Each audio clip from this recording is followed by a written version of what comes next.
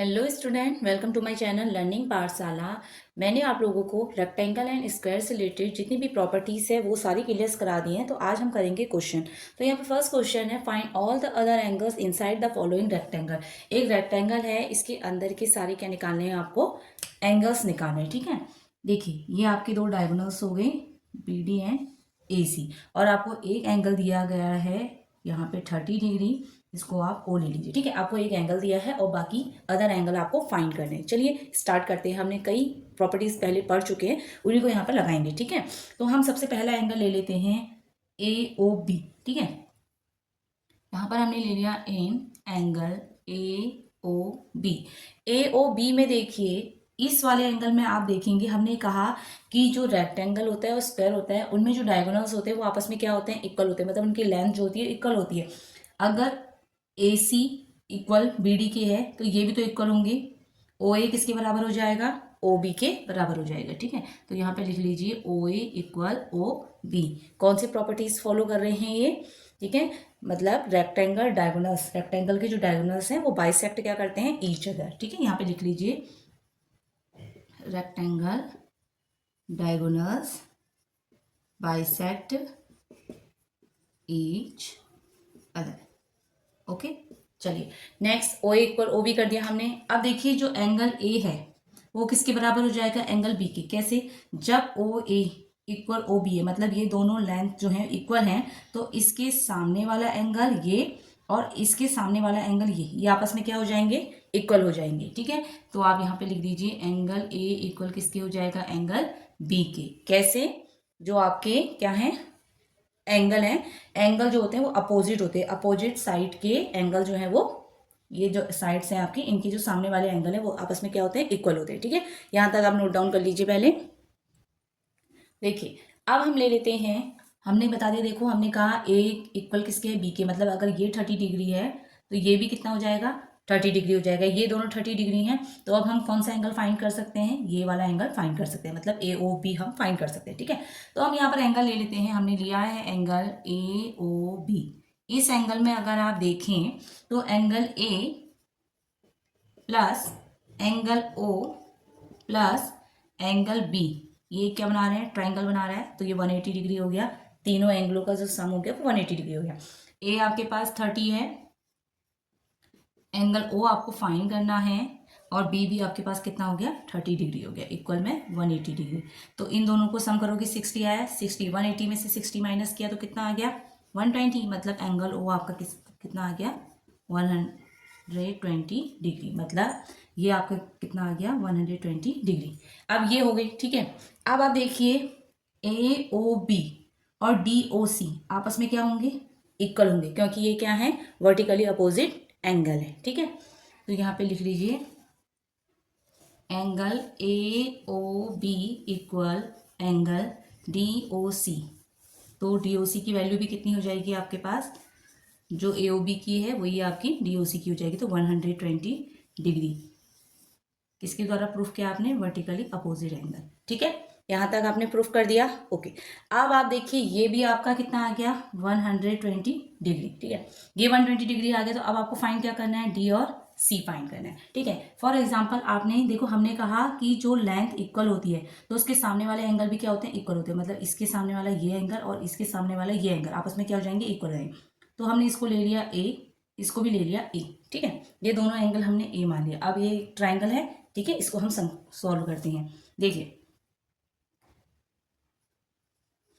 इन triangle D O C, triangle D O C में angle D angle O plus angle C equal में कितना हो गया? 180 डिग्री। ठीक है, डी कितना है? ए है।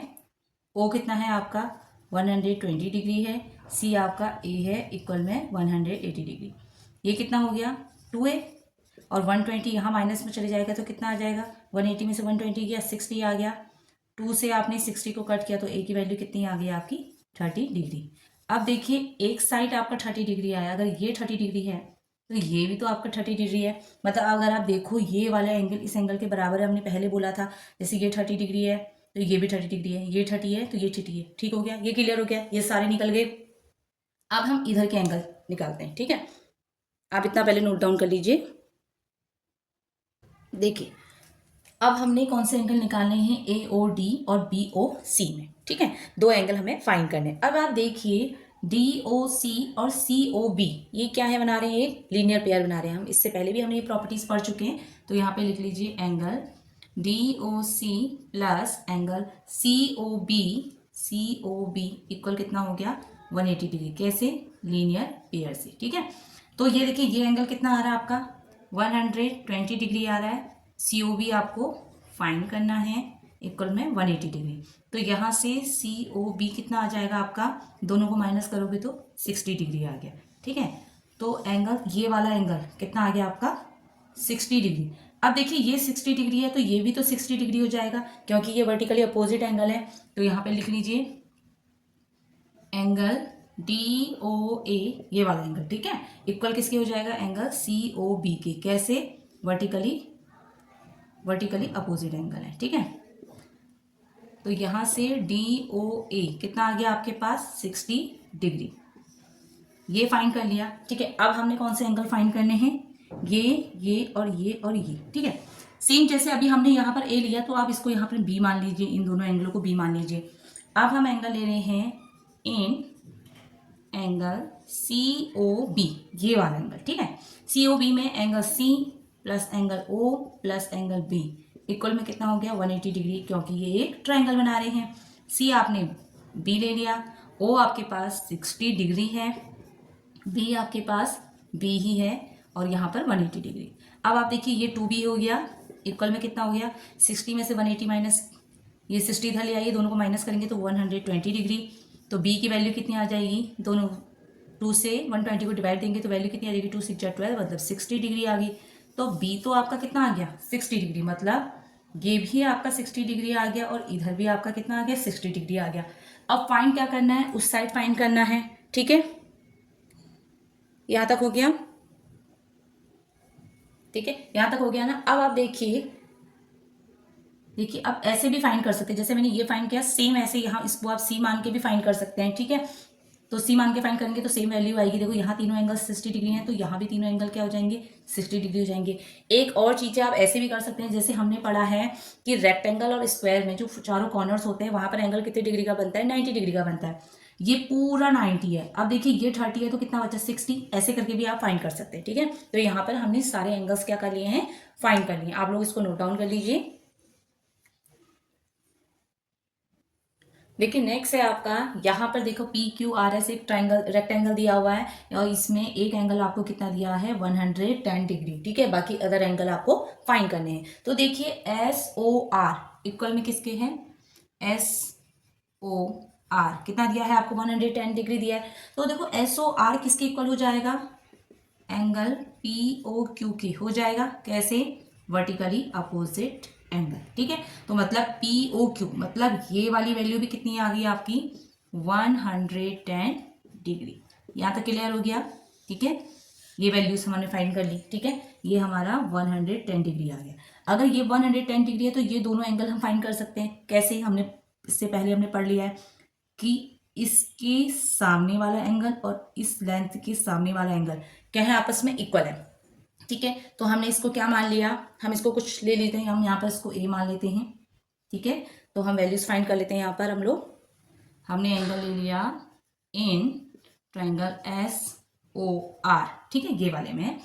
तो angle S plus angle O plus angle R equal में कितना है 180 डिग्री। ये ए ले लिया, ये 110 डिग्री है, इसको भी ए ले लीजिए, ये हो गया 180 डिग्री। तो ये 2a हो गया और 110 आपका माइनस में आ गया तो इधर आ गया आपका 70। तो a की वैल्यू 2 से इसको कट करेंगे तो a की वैल्यू कितनी आ गई आपकी 35 डिग्री। मतलब अगर ये वाला एंगल 35 है, ये वाला एंगल 35 है, दोनों कितने हो गए 35, ठीक है। अब सेम जैसे हमने यहाँ करा वही प्रोसेस यहाँ भी होगी। तो सेम जैसे हमने यहाँ ए लिया तो यहाँ पर इसको बी मान लीजिए, तो वैल्यू बिल्कुल सेम आएगी। तो ये भी आपका कितना निकल के आ गया एंगल 35 और ये भी आपका क्या निकल के आ गया 35। यहाँ तक क्लियर हो गए, ठीक है।